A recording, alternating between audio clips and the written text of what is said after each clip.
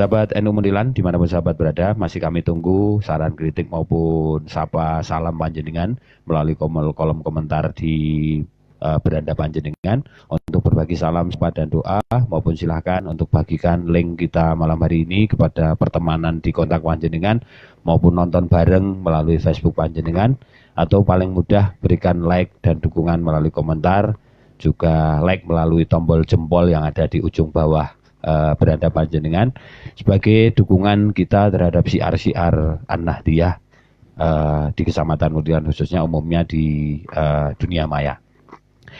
Sebelumnya, monggo berkenan kami persilahkan waktu sebelumnya kepada beliau Bapak Kiai Habibie untuk menyampaikan materinya, dan mungkin nanti akan kita sambung dengan dialog maupun saran sapa kita maupun pesan-pesan untuk masyarakat.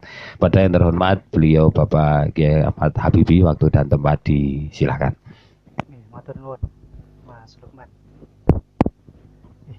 Assalamualaikum warahmatullahi wabarakatuh. Alhamdulillahirabbil alamin wa bihi nasta'in ala umurid dunya waddin. Wassalatu wassalamu ala asyrafil mursalin sayyidina wa habibina wa syafi'ina wa qurrati ayunina wa maulana Muhammad sallallahu alaihi wasallam. Amma ba'd. Moga saderengipun kita mulai ngaos kita hati Fatihah rumiyin. Liridha'illahi ta'ala wa li syafa'ati Rasulillah wa li karamati awliyaillah. ونخص خصوصا إلى مؤلف ومصنف هذا الكتاب ونخص خصوصا إلى مؤسس جمعية نهضة العلماء ونخص خصوصا إلى مشايخنا ومشايخ مشايخنا Simbah Kiai Haji Hashim Asy'ari, Simbah Kiai Khalil Bangkalan, Simbah Kiai Asna Syamsul Arifin, Simbah Kiai Fawaid Syamsul Arifin, Simbah Kiai Ahmad Jazuli, Simbah Kiai Munif Jazuli. Al-Fatihah.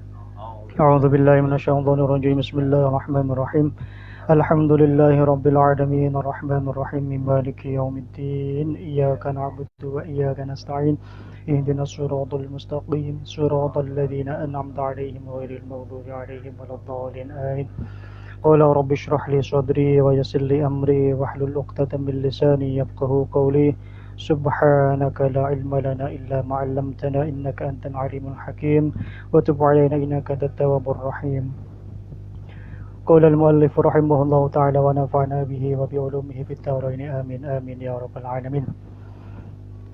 Alhamdulillah, tadi sore kita sudah belajar bersama, sharing bersama mengenai muqaddimah dari kitab Nasaihul Ibad. Jadi ada dua, di sini ada musannif, kemudian ada muallif. Kalau musannif dia mengarang sumbernya dari Allah langsung, sedangkan muallif dia mengkomparasi, melakukan perbandingan-perbandingan, kemudian menyimpulkan dan juga memberi syarah komentar. Itu namanya muallif. Kemudian yang berperan sebagai musannif dalam kitab ini adalah Syekh Ibnu Hajar Al-Asqalani, Al-Alim, Al-Hafidh, Asy-Syafi'i. Jadi sudah alim, allama, al-hafidh. Al-hafidh itu istilahnya hafal hadis, bukan hafal Quran. Kalau di Indonesia itu hafidh itu hafal Quran, padahal yang benar istilahnya itu hamilul Quran. Hamilul Quran itu hafal Quran. Kalau al-hafidh itu beliau sudah hafal kurang lebih 100 ribuan hadis beserta sanadnya.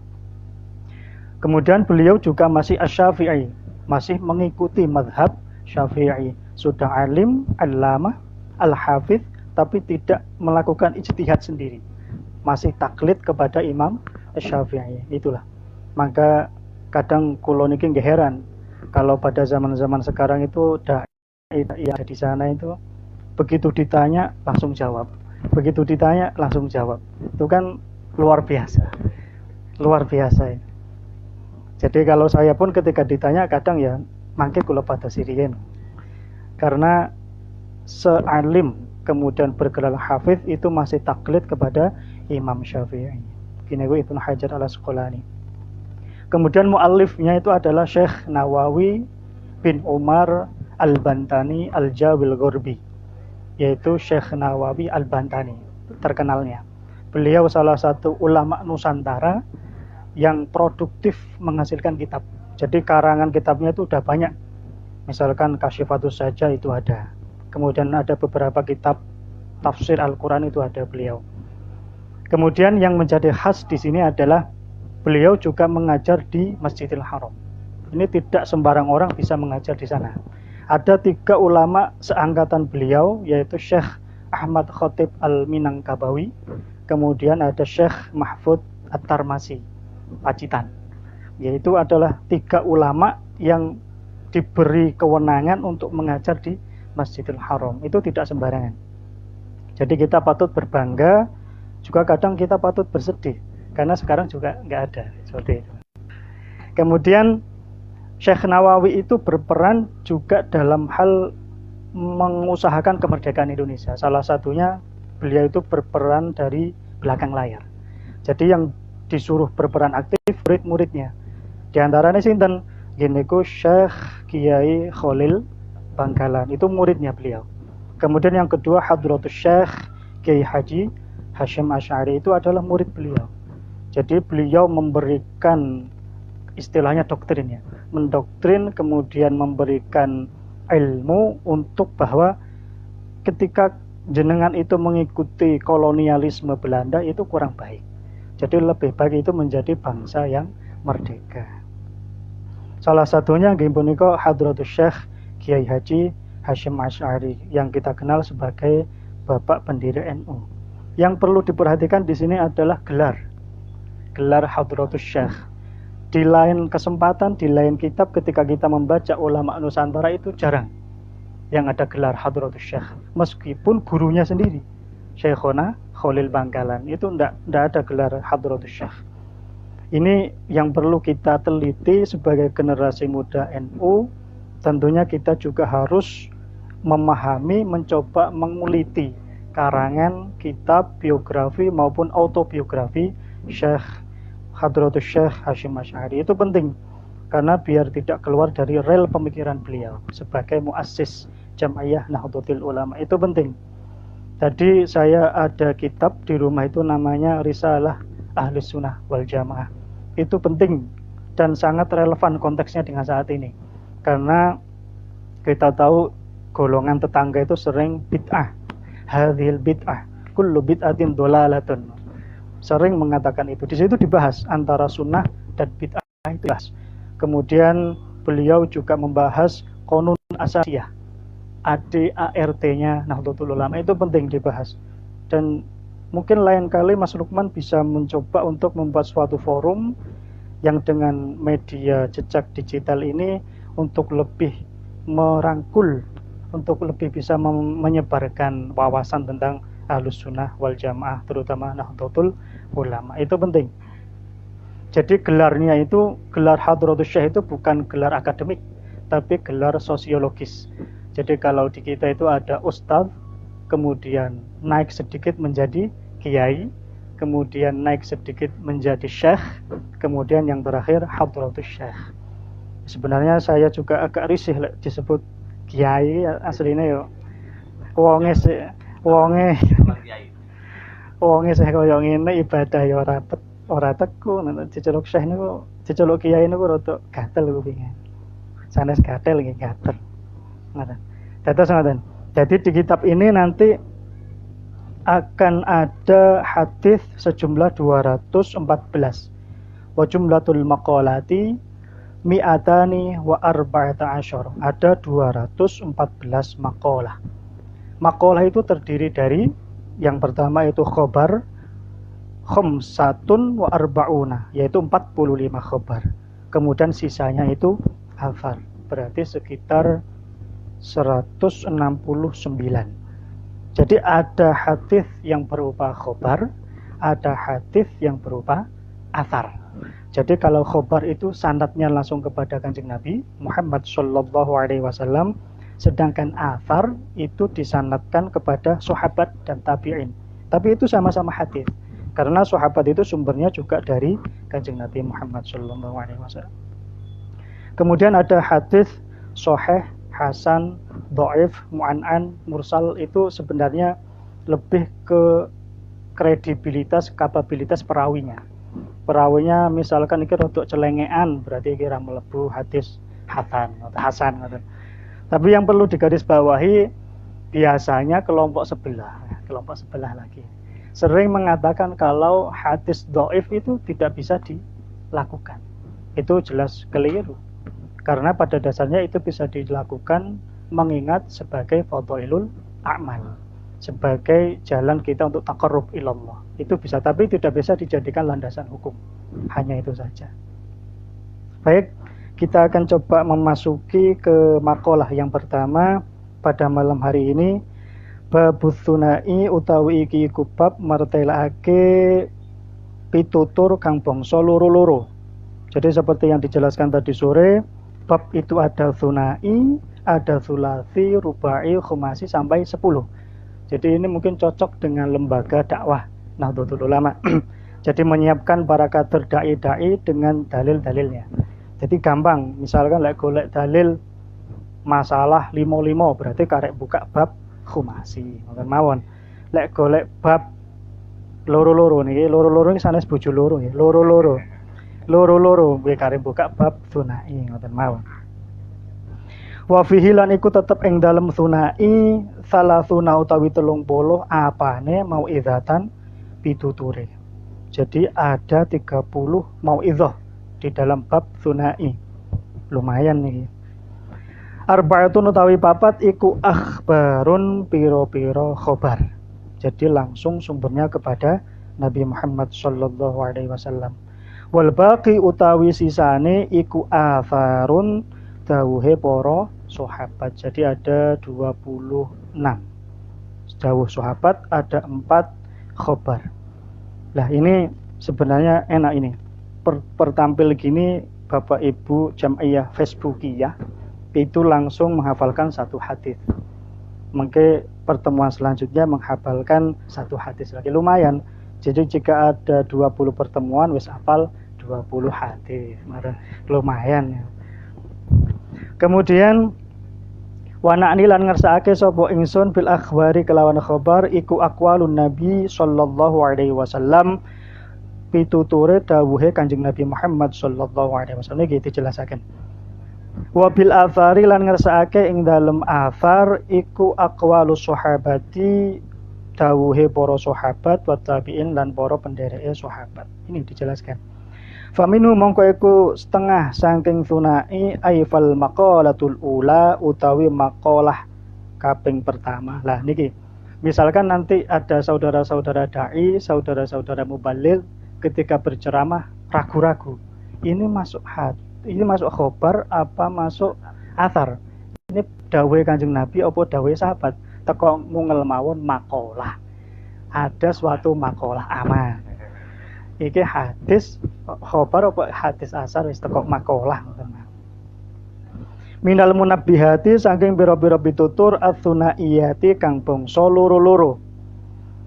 Iku ma perkara, ma itu bisa jadi kedudukannya khobar dari fal maqalatul ula. Ruwiya kang den riwayatake ana Nabi sallallahu alaihi wasallam annahu satuhune Kanjeng Nabi iku qala dawuh khoslatani la syai'a afdalu minhuma al-imanu billah wan naf'u lil muslimin. Khoslatani utawi rong perkara iku la syai'a ora ana suwiji-wiji iku afdalu luweh utama minhuma tinimbang khoslatani. Napa niku? Jadi ada 2 perkara yang tidak ada sesuatu pun itu lebih utama dari 2 perkara. Oke, terus nih Mas. Ada 2 perkara yang tidak ada tandingannya selain kedua perkara itu. Lebih utama napa niku? Yang pertama al-imanu billah wan naf'u lil muslimin. Yang pertama itu adalah iman kepada Allah, kemudian yang kedua memberi manfaat kepada orang muslim. Jadi jelas di sini Kanjeng Nabi itu sangat luas ya. Jadi sangat komprehensif penjelasannya, yaitu selain hablum minallah kita juga harus melakukan hablum minannas. Tidak hanya melakukan hubungan vertikal, tapi kita juga harus melakukan hubungan horizontal. Itu sangat penting karena kedudukannya sama. Jadi tidak hanya iman, ibadah mahdhah nggih kados wau sing diterangaken Pak Yai Asrori, salat, zakat, shaum, haji niku maksudipun ibadah mahdhah. Tapi ada ibadah yang ghairu mahdhah. Contohipun napa nggih kados niku sedekah. Kados niki syiar. Syiar niki termasuk nggih ibadah ghairu mahdhur niku. Iman niku sak temene napa? Nggih punika tasdiqum bil qalbi wa iqrarum bil lisan wa amalun bil jawarih. Jadi jelas. Yang pertama pembenaran. Pembenaran dengan hati, komitmen bahwa Allah itu satu. Tidak ada Tuhan selain Allah. Kemudian yang kedua wa iqrarum bil lisan, menetapkan dengan lisan. Kemudian yang ketiga kalau sudah qalbun, lisan wa amalun bil jawarih. Kita harus mengamalkan dengan perbuatan. Saat temene nggih angel-angel gampang lek iman niku. Misalkan ngeten. Teng Quran niku pun jelas lek pangeran maringi rezeki dumateng segala makhlukipun. Tapi terkadang lek bangsane menungso niku nggih terutama masa-masa pandemi ngeten iki kira-kira besok saya itu makan apa? Kira-kira besok anak saya itu sekolah dapat uang untuk bayar sekolah dari mana? Niku asline pun rotok-rotok mepet-mepet sithik-sithik. Rotok geser-geser sithik. Terus iman niku nggih wajar nggih manungsa niku imane kadang naik, kadang turun. Tapi lek saged nggih ajeg. Tasdiqun bil qalbi wa iqrarum bil lisan wa amalun bil jawarih. Kemudian yang perlu dipertegas lagi kalau di dalam Islam itu ada tiga istilah yang sangat kita kenal sehari-hari. Yang pertama itu adalah akidah. Akidah itu berupa kalau anak-anak sekolah itu biasanya ada rukun iman. Secara teologi itu akidah. Jadi ada yang 6 mulai dari iman kepada Allah sampai iman kepada dan qadir. Kemudian yang kedua adalah syariat yang biasanya kita kenal dengan ruknul Islam. Adalah rukun Islam mulai dari syahadat sampai haji. Itu sama. Jadi mulai syahadatnya orang Indonesia dengan syahadatnya orang Amerika sama. Orang Korea syahadatnya sama dengan orang Cina. Itu sama. Salatnya pripun? Salatnya sami. 5 waktu. Boten enten lek teng Korea itu 3 waktu ndak ada. Tetap 5. Kemudian hajinya ke Mekah. Engko wong Mongolia hajine ning Borobudur kan boten wonten. Hajine nggih teng Mekah. Itu uniknya Islam di situ. Terjadi keseragaman paham mulai dari akidah Allah itu esa, kemudian ada syariat. Mengenai nanti tata caranya atau kaifiyahnya itu beda-beda memang. Seperti tadi yang disampaikan pada segmen sebelumnya ketika kita berkunjung ke Mekah misalkan. Amin nggih, amin. Ketika melakukan sholat itu beda-beda Mas. Ada yang takbiratul ihram itu kayak kita biasanya. Ada ming sukun Allahu Akbar. Itu biasa. Enten sing salat nggih kalih gendong anake. Kok anake ubet-ubet ngoten nggih karo bener ke. Lah wae dhewe kan batal. Padahal jelas teng NU niku mazhabe wonten sekawan. Mazhab Syafi'i, mazhab Maliki, Hanafi kalih Hambali. Niku jelas niku. Jelas berpegang teguh pada 4 mazhab. Cuman mayoritas di Indonesia itu adalah Syafi'i. Kadang sok kita itu gumun. Gumunan ono sing salat pas tasyahud itu tangannya muter-muter ya. Enten. Niku kira-kira batal mboten. Nah niku mangke tanglet Pak Yai Asrori niku. Niku teng mazhab pun dijelasaken. Mazhabe mangke mazhab siapa. Tapi yang jelas kita tidak boleh talfik. Talfik niku mencampur adukkan suatu rangkaian ibadah dengan beberapa mazhab. Tidak boleh misalkan wuduknya derek mazhab Syafi'i, kemudian batalnya derek mazhab Maliki. Niku mboten angsal. Sing jelas harus satu paket ibadah, satu mazhab. Itu kan namanya iman. Kemudian setelah akidah, setelah syariat yang paling tinggi itu apa? Akhlak. Keranten Kanjeng Nabi Muhammad sallallahu alaihi wasallam diutus teng donya punika damel nyempurnake akhlak. Niku jelas qimatul mar'i akhlaquhu. Nilai seseorang itu dilihat dari akhlaknya. Saniki enten tiyang sugih, tiyang gadah yatra, tapi akhlake kados ngoten, kinten pripun? Nggih diterami yatrane. Tapi nemburi gerundeng, ngoten nggih. Benten lek misalke wonten Pak Yai Asrori ngoten. dolan rawuh teng daleme Mas Lukman disuguhi kopi, teh ngobrol gayeng ngoten nggih. Niku namine akhlak. Akhlak niku mboten saged direkayasa. Wis bersumber dari diri kita sendiri niku. Niku naminipun akhlak. Kanjeng Nabi pun nyuntuhaken banyak sekali akhlak dumateng perilaku sehari-hari. Misalkan teng kitab Bidayatul Hidayah niku pun dijelasaken mulai bab thaharah sampai ke wingking niku segala tindak tanduk mulai dari sunnah, mulai dari wajib, sunnah niku dijelasaken. Niku berdasarkan pengalamanipun Imam Ghazali saking guru-guripun nyambung sampai Kanjeng Nabi Muhammad sallallahu alaihi wasallam. Ini yang unik dari ajaran Islam. Kemudian ketika Nabi Muhammad sallallahu alaihi wasallam dan para pasukannya itu berhasil menaklukkan Mekah. Jadi setelah beliau hijrah ke Madinah, kemudian melakukan Fathul Makkah, pembebasan Mekah, beliau menang. Tapi di situ kan ada orang-orang yang belum muslim, yang pada waktu Kanjeng Nabi Muhammad di Mekah sering diserang, dilempari watu, dicemooh, kasane sekarang dipisuhi mungkin, dipisuhi ngoten Kanjeng Nabi. Tapi apa yang dilakukan Kanjeng Nabi pada waktu perang Fathul Mekah niku menang, niku mboten dihukum. Kowe mbiyen sing nganiaya aku, kowe tak sembelih saiki. Mboten. Kanjeng Nabi niku malah nyepuro. Wis saiki kowe tak sepuro, wis do lunga dhewe-dhewe.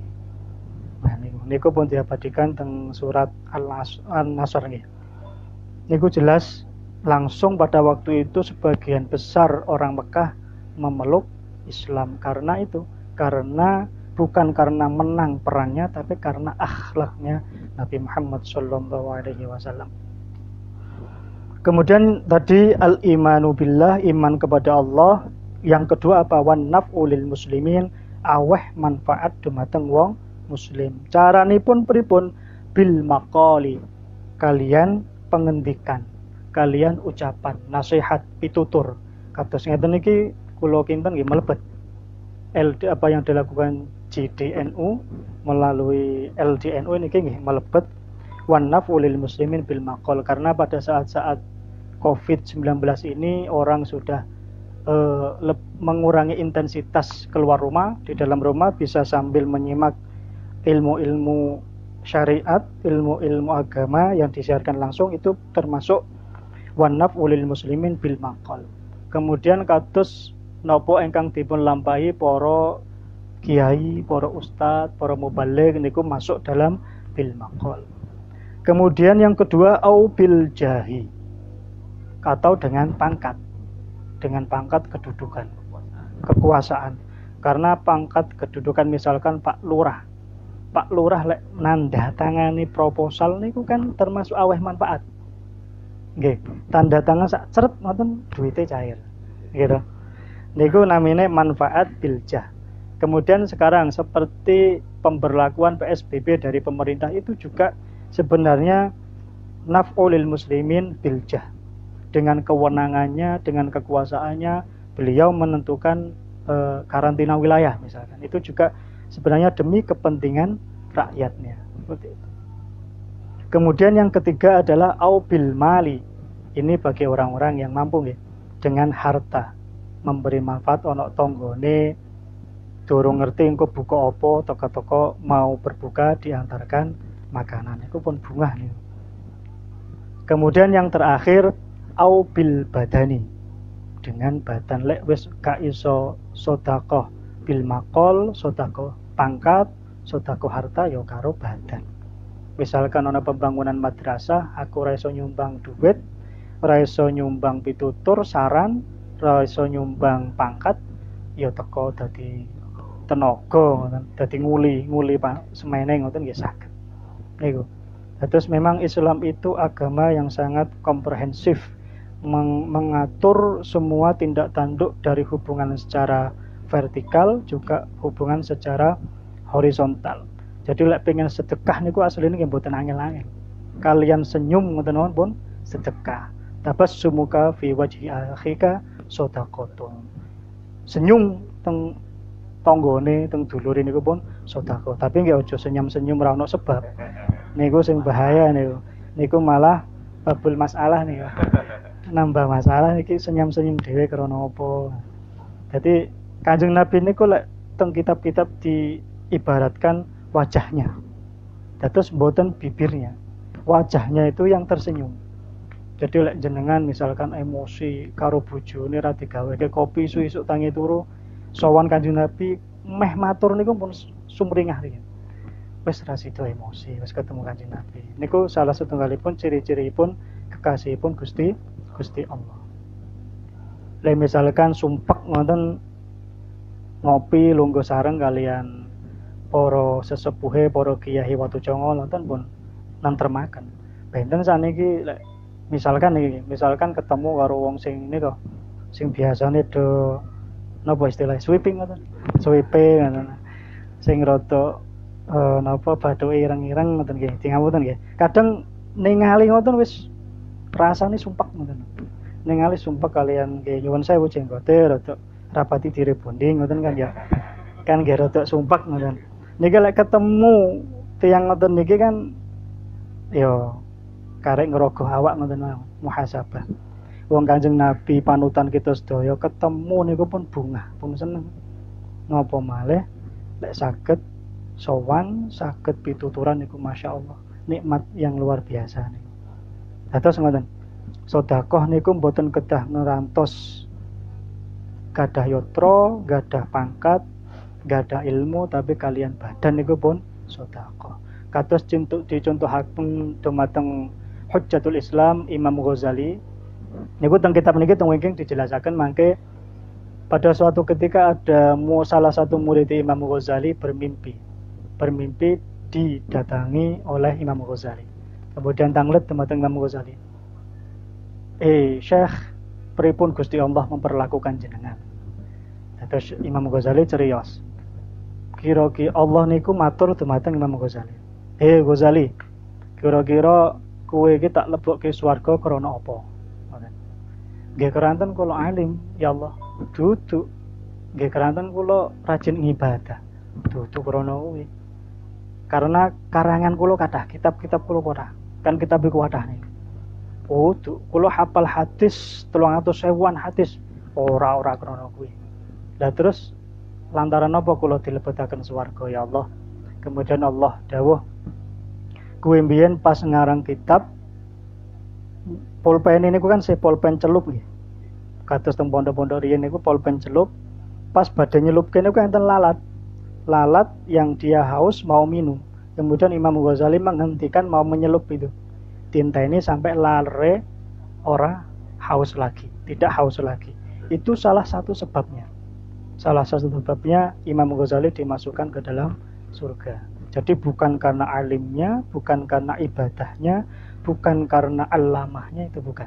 Tapi karena dia menghentikan menulis kitab karena ada lalat yang nemplok di tempat tintanya. Seperti itu.